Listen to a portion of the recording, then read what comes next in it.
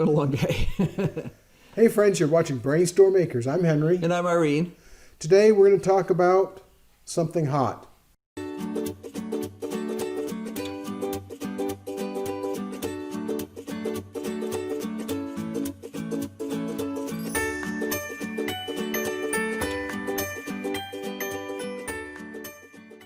Heat mats. Now, when I was a kid, we didn't use heat mats. We bought seedlings from the local hardware store or the local nursery, and we direct seeded. I don't remember my mom ever starting seeds other than that. After we were married and we moved to California, they had a long growing season. I don't know. I haven't figured out what the growing zone is there, but we had a really long growing season. So I would buy seedlings for tomatoes and things like that, and then direct seeded pretty much everything else. Yeah, so the Santa Clara Valley of California was really a really fertile valley. Right. And in fact, until at least the mid-1970s, it had a huge amount of agriculture. In fact, even when we left California the first time, there was still a huge amount of agriculture going on. Right. So we really did not do a huge amount of starting. I'm trying to think back, and I just don't remember. I remember hitting some of the local garden centers and stuff and picking up flowers once in a while. Most of the time I direct seeded. It just wasn't that big a deal because we had such a long growing season there. And we did have frost. I don't ever remember snow down in the valley, but there certainly was snow up in the mountains. But as we moved onward and around other places in the United States, it became more obvious that we needed to start seedlings sometimes. Well, there's a lot of good reasons for that. One of them is because the seedlings that we wanted weren't available at the time that we needed them to be available. In fact, the same thing's going on here. So we started, and my first kit ever was actually this kit here. Now, I would not recommend this to anyone. They have variations on this, and I get nothing from Jiffy 7, especially since I'm not recommending them. But what this consisted of was a plastic bottom tray. I still have most of the pieces. One of the water holding tray died, but it consisted of a plastic bottom tray, this heat mat, which is just came out of the studio, so it's cold down there, so it doesn't lay flat, but it would lay flat. And then it had a little tray that went on top of that held a bunch of those Jiffy pellet things. Yeah, the Jiffy pots. Yeah, the little guys about that big. Yeah, you may remember them. They come collapsed and you put some water in. They look like a puff coin, up. and then they expand. It had a tray that held water that sat on top of this heat mat, and then it had a little dome that went over the top. And wow, I mean, it was a game changer. The only thing I discovered, well, first I tried that. It worked pretty well. Then it became hard to get the Jiffy cute things. The Jiffy pots, yeah. Now they're pretty available again, but I noticed that Jiffy has come out with some other seedling starting kits similar to this. I did use the basic setup for years. Now we have an old school, really old school. This was a gift from Henry's mom. She got this when she retired. She retired just a few years ago. Right. Anyway, she'll appreciate that. Right. What this is it's a piece of hardware, welded hardware cloth that has heating lines on it and a thermostat, and it's all, I mean, this is all shrinked and everything else, so it's waterproof.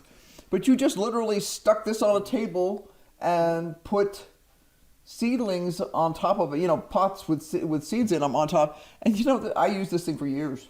It works very, very well. In fact, the last time I used it was just this winter, for starting seeds. The only issue with this kind of a heat mat is that it runs ordinary household power through that heat cable. It's not electrically efficient. Well, not only is it not electrically efficient, you could hurt yourself if you're not careful. Yeah. Last year, for the first time, we broke down and... Now, understand, I had looked at the professional heat mats and stuff for years. And I just couldn't see spending a couple $100 Yeah, they're pretty pricey. for one or two heat mats and a controller, because the professional ones required a controller.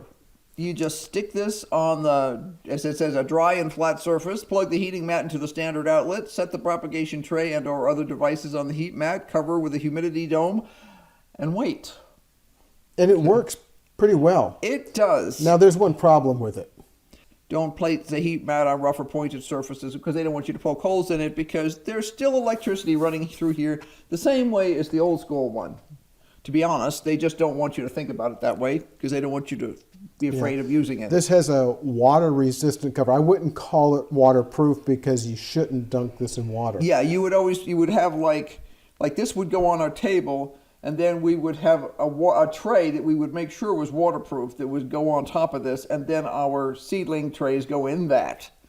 So we always made sure that, and it says don't get this wet. Now, the one problem with this heat mat, unlike the old school that my mother gave us, is that this is not temperature controlled. Well, what they say is that this will raise the ambient temperature of the dirt 10 to 20 degrees. Above the temperature room. So, Right. for example, we have a lot of plants that we started in our home for many years. And we don't really heat our home all that much. It's passive solar and works well.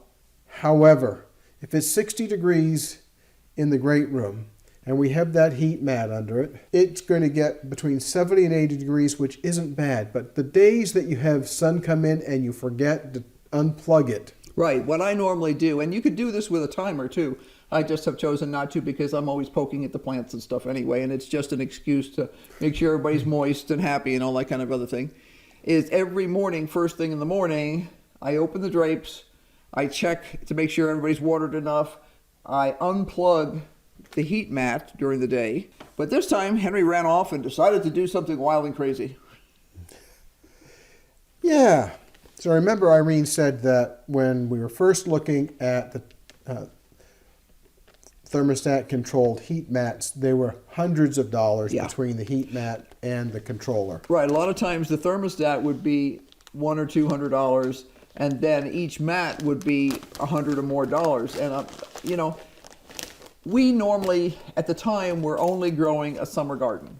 So what you're telling me is I'm going to invest $200 to $300 on a thing that gets used for 3 or 4 weeks out of the whole year.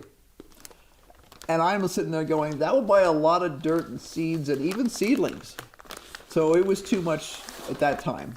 Now things have really changed up. They have dramatically decreased the price of these things. I went on to Amazon and found 3 of their thermostatically controlled heat mats from different manufacturers. I have 3 different manufacturers' products here. I'll put all of the manufacturers' information in the show notes so you can look at that if you're interested. We don't have any relationship with any of these companies. I just chose them at random. Well, not completely at random. You were looking for thermostatically controlled heat mats. And see, I got the ones that we have down here that we're springing open. Those came off of Amazon last year too. This will look awfully familiar. All these heat mats that I have here in front of me are 10 by 20 inches. And heat mats do come in other sizes besides that. He just chose to get this size, which is the size for a regular grow tray. You still have an AC cord. You could plug this into the wall. There's some instructions how you could do that, but the real trick is the cost of the thermostat came down dramatically. I think the most expensive of these 3 heat mats that I bought was about $40. And that was by far the most expensive of them. All of these heat mats come with a timer. And I think one of the things that's really dropped the cost of these thermostatically controlled heat mats is the cost of the electronics that's in this timer. My assumption is that if the product lasts for 30 days, it's going to last for years. In general, that's pretty accurate. Now, some of them will die sooner because they've taken some of the components out of it. But at under $40, it seemed like a good deal. This thermostat will control up to 1,000 watts, but this heat mat doesn't burn 1,000 watts. Right. We're going to run these heat mats, and we'll show you how they're working and how things work out with each of them. All of these heat mats look basically the same. Yeah, some of them are a little lumpier. Like this one is quite lumpy in comparison to some of the other ones in terms of the actual thickness. Now we're about to start some seeds here pretty quick, and Irene described a little bit about how temperature affects seed germination. Mm-hmm. I'll put the link to that show in the show notes as well. At the end of it all, you have to do what works for you.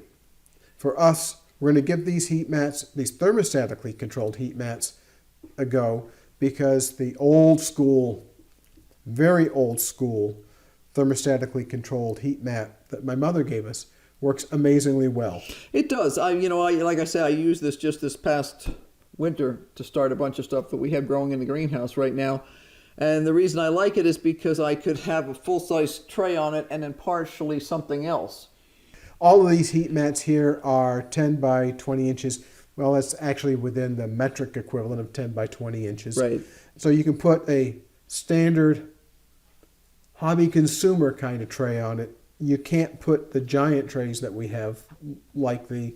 Well, you can. You just need more than one of these. Exactly. So you'd need more than one. You'd need more than one mat if you're trying to heat up one of the larger commercial trays. Right. Those are your standard ones. They're widely available at every big box store that sells gardening supplies. And that's what the Jiffy people have gone to now in their kits. You don't have to use a heat mat in order to start seeds.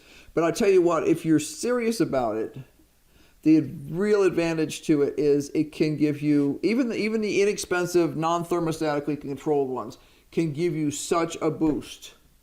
And if you're working in say a cooler room or something like that, like a lot of people will be using some sort of a back storage room, and that will allow you to keep the whole thing, the whole system warm enough until you can get those seeds up. The easiest way to do that, of course, is get a thermostatically controlled one where you say, I want the soil temperature to be constantly 70 degrees all day, nighttime, everything. Now, the other thing that you can do also with a heat mat and something that you're starting is you can put a cloche, a cover over the top of the seedling tray. I have one in here, actually. Oh, that looks like a cloche. It is. This is a tall one. And the tall ones are designed to allow the plants to get taller, obviously. But I also have a short one, because everyone keeps these in the dining room. Anyway. Well, at least we do. Right, this time of year. These are designed so that they sit on the trays that keep your water from splurching around the house when you're starting your seeds. That keeps the moisture in, which is super critical. Your two things are temperature and moisture level. And yeah. Do you know what to say to people now? I do. It's time for us to get on with it. And it's important for them to do something too. Yes, they need to like and subscribe and hit that notification bell so they know when we do more. We're going to be following the progress of these 3 new ones. What we're going to watch is we're going to watch and see how accurate the thermostats are. We have an infrared thermometer that we can use to test that. Because just like your oven, a lot of times people are having trouble with a recipe and they discover that their oven runs 20 degrees hotter or 20 degrees colder, sort of things like that. So people will mentally calibrate their ovens. We're going to do the same thing with these guys. We're going to see how they work for us, and we'll keep you posted. We'll also tell you how much power they consume. For us, because we're off grid and we have to rely on solar power. Right. And it's been overcast all day today, so our batteries are down a bit. Yeah, in the next 2 weeks, weather looks terrible. Dreadful. Terrible, except when it's awful. So, we may actually get precipitation, and that would be awesome. But we might just get clouds, which is never a good thing. So, and that also makes it colder too. So the only thing good about clouds is at night, clouds will keep it warmer. Yeah. Do you know what time it is now? It is time to go.